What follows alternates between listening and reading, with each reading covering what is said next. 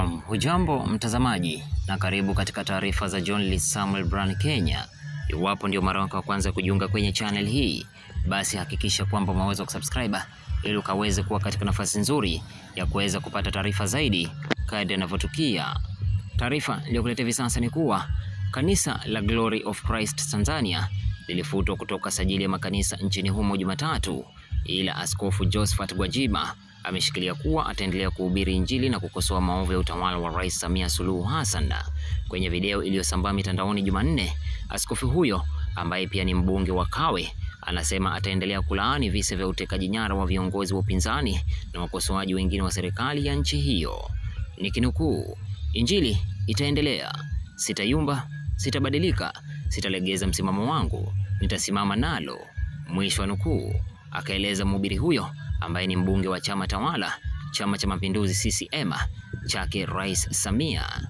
Nikinukuu tena, "Sisi wanachama wa CCM sio watekaji nyara. Rais wa awamu ya kwanza Julius Nyerere hakutuachia chama cha CCM tukitumia kuendeleza utekaji nyara. John Pombe Magufuli naye hakutuachia chama hiki tukitumia kuendeleza maovu kama haya," mwisho wa nukuu. Askofu Gwajima akaongeza, alifichua kuwa kufikia sasa watu 80, wengi wao wakiwa wafuasi wa upinzani, wametekwa nyara nchini Tanzania, baadhi yao wakipatikana wameuawa kwa njia ya kutatanisha.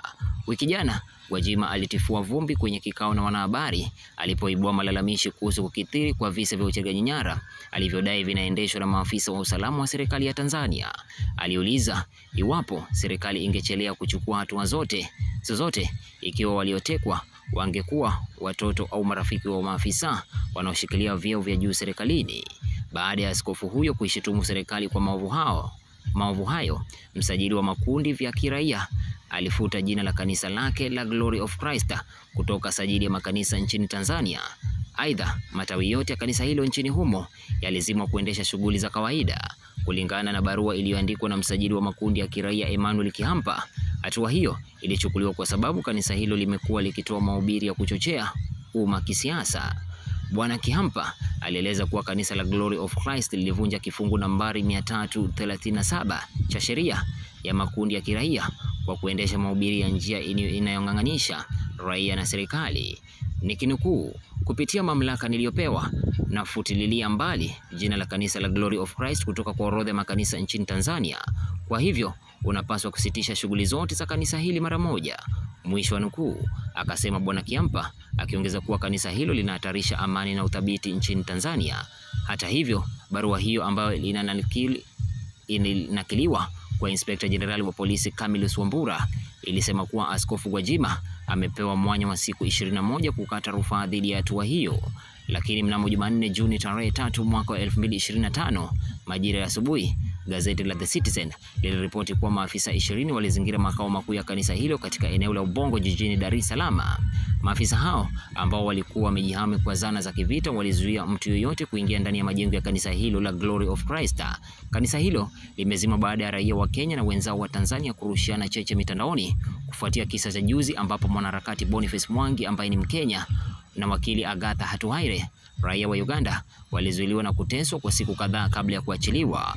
Wawili hao ni miongoni mwa wanaharakati wa kutetea haki za kibinadamu waliosafiri hadi Tanzania kuhudhuria kikao cha kusikizwa kwa kesi ya uhaini dhidi ya kiongozi wa upinzani Tundu Lissu. Lissu ni mwenyekiti wa chama kikuu cha upinzani nchini humo, Chama cha Demokrasia na Maendeleo Chadema, na alikamatwa kwa kushinikiza mageuzi ya serikali na za uchaguzi pamoja na kuwarai raia kuhususia uchaguzi mkuu ulioratibiwa kufanyika Oktoba mwaka huu. Kiongozi wa chama cha People's Liberation Party PLP Martha Karua, jaji mkuu wa zamani Willy Mutunga na wanaharakati Hussein Khalid, Hanifa Hadan, Lynn Ngugi na wakili Gloria Kimani pia walienda Tanzania kuhudhuria kesi hiyo, lakini wakazuiliwa na kurejeshwa Kenya kwa nguvu. Hatua hiyo imeshutumiwa vikali na makundi ya kutetea haki za kibinadamu na viongozi wa upinzani nchini Kenya. Asante mtazamaji kwa kuitazama taarifa hii, na iwapo hujasubscribe basi hakikisha kwamba umeweza kusubscribe, like video zetu, share na kukomenta, na kisha hakikisha kwamba pia umeweza kufinya hiyo notification bell ili punde tu tutakapo upload taarifa zaidi utakuwa katika nafasi nzuri ya kuweza kuzipokea. Asante.